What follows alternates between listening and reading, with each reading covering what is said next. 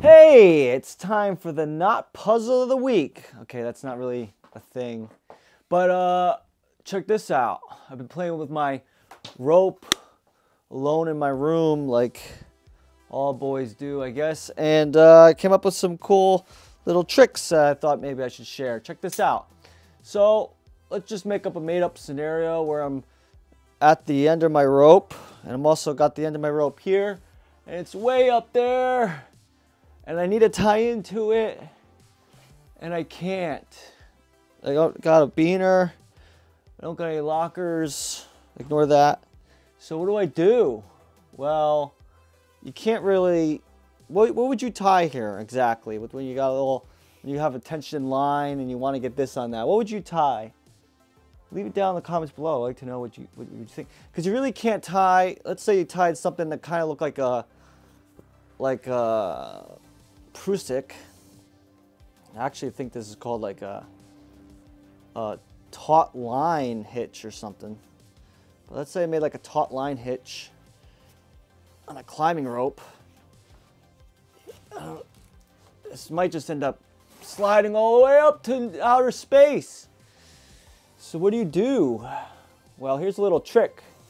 I'll have to get you in closer to see what's going on, because I bet you can't really get the full glory of this from all the way back there. So what you could do is you tie like you're tying any old overhand like that, and you get a loop. Now the problem is we need to get this loop onto the working end here.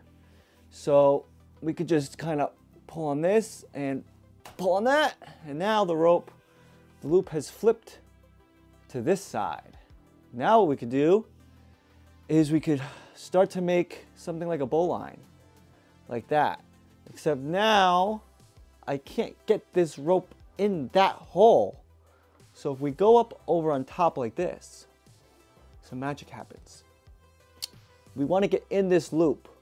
So we're going to push this rope with the help of magic through here. And the way to do that is we come through this, and then we come behind this biter rope that's creating the bowline. Come behind there. Cinch it up a bit. And then we give it tug. Boop. Oh, what the heck? Look at this magic. I'm in a bowline. I'm in a bowline. Safe and sound in a bowline. Okay, so now we're going to do it in super HD zoomed in mode. So basically you got your loop, and you're going to tie a knot, kind of like you're about to tie a box knot, right? And you got the loop on that side, and on your tail side. And you're going to tug it, flip the loop on the standing end, not the loop side. Okay, so now we got a loop. Now, with the bowline, you want to take your standing end, and you want to try to torque it over this thing. That's what you're kind of looking for in a bowline. So we're going to use this rope to do that. So we're going to grab it. Okay, and that's kind of the trick with a bowline, is you want to try to imagine this loop is trying to grab this and torque it over that, and then you'll never get it wrong. Now, the problem is I can't get this silly thing in this hole because we got tension. So what are we going to do? Well, we're going to pretend like we're going to put it in that hole. We're just going to put it on top of the hole. Put it on top of the hole.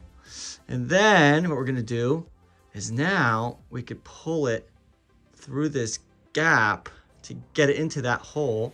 So we're just gonna slip it through here, which is the biter between the biter rope, right? Slip it through there, and then it's gonna pop right into there. Look at that. Wowee. And then you know what?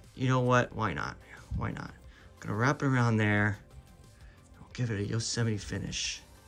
Look at that. Wow. What do you know? What do you know? It's a thing of beauty, isn't it? But wait, there's more. What happens if I want to get into this line? I'm in the middle of a line and I want to get in onto it. What are you going to do? How are you going to get into the middle of this line? Well, there's a few different ways to do it. Here's one way. Just grab this loop, grab a bite, do a little twisty here, and tie a bowline. Boop, boop, boop. Stick it in there. just like so.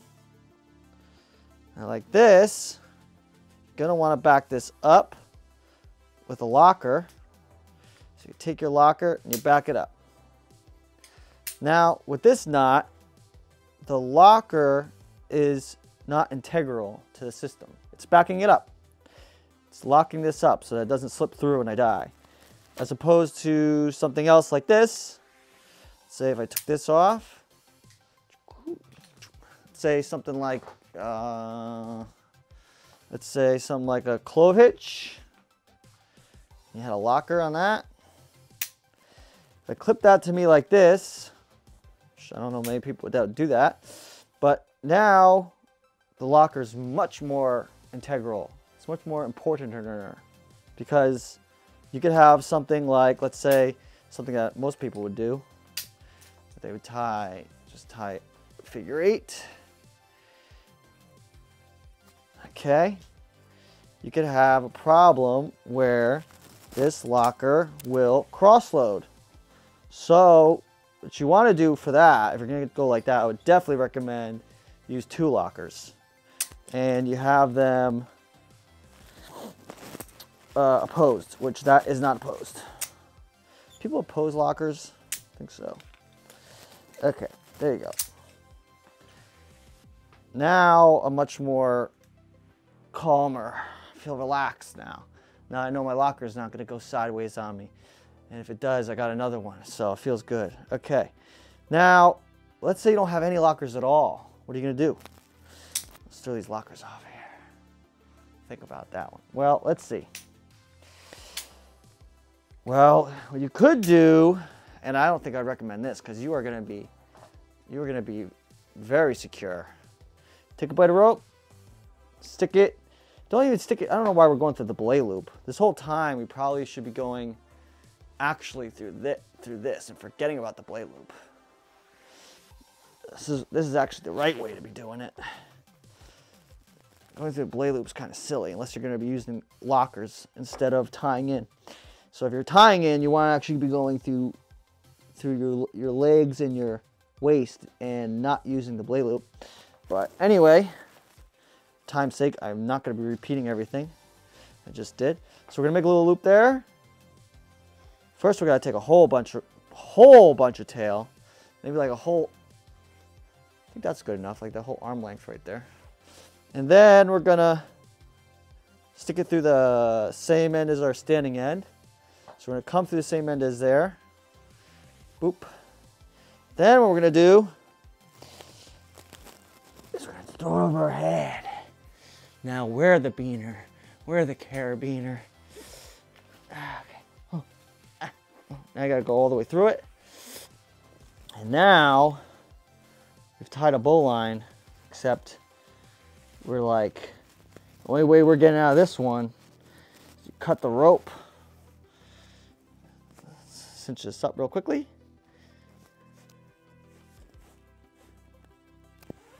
There we go. Yeah, now we're really in there. I ain't coming out no matter what. All right. I did invent a pretty useless bowline. You want to see that? Okay, well, I'll show you that. So this wouldn't be anything you'd tie like a live load to or anything, because I kind of just made it up. But let's say you didn't want to tie your whole body into or let's say you wanted to really quick release, really easy. Let's say you're going to put on something heavy, like around a big log or something, right? Well, I kind of invented a bowline where you take the bowline like this, and then you go through here, and instead of coming back around, you actually make a Connecticut tree hitch out of it, like that. And then you clip this sucker right here.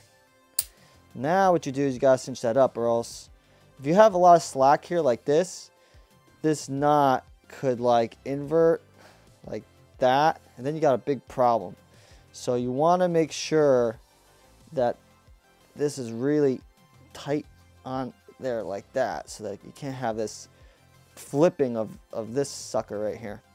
And then, so now you kind of have this makeshift bowline, right? And then If you want to get that out, all you gotta do is unclip this sucker like that, and then that's really easy to come undone like that. So that's pretty neat. There's some rope tricks for you today. All right, Joshua Perry climbing out of here.